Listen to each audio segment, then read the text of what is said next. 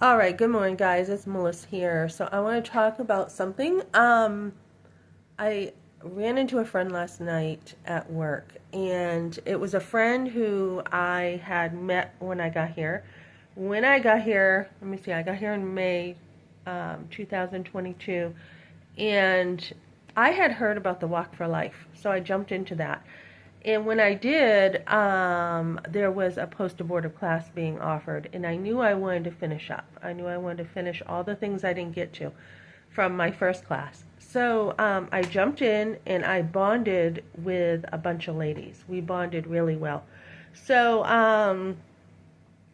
I saw her last night, and she's like, Melissa, because we hadn't seen each other in years, and it's been a couple of years now.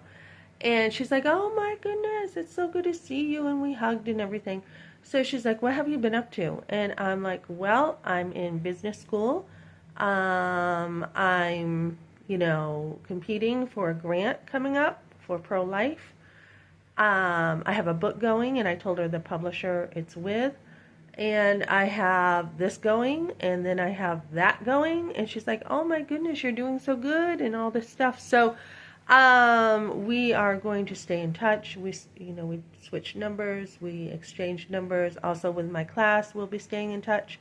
So, it is so good to look back for me to be like, oh yeah, yeah. I mean, this is an old friend, and we had all bonded really well. And, I asked how things are going for her.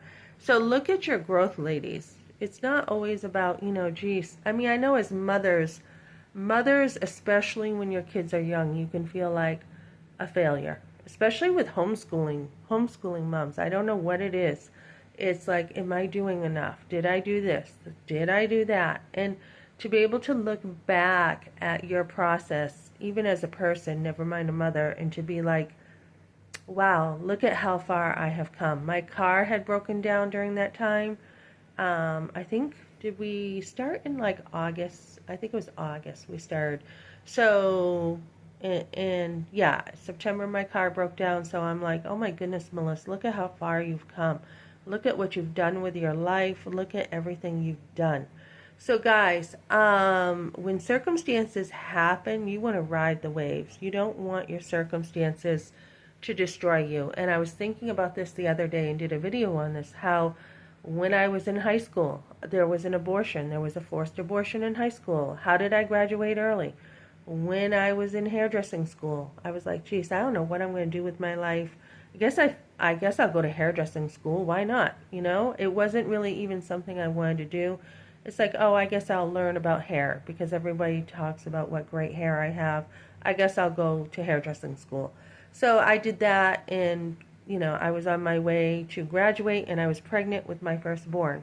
And I had thought I couldn't get pregnant after the abortion. So I still finished school even while I was pregnant.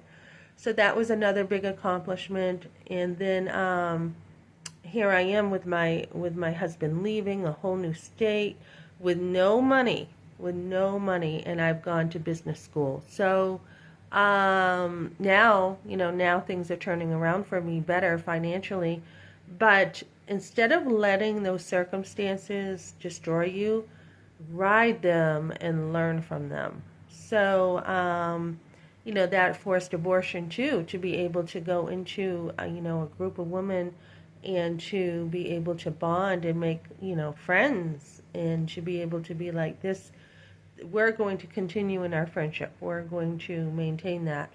The same with the schooling, when you've lost family, because many times when you choose in life to have higher standards and you choose to make different decisions, all their insecurities will come out on you.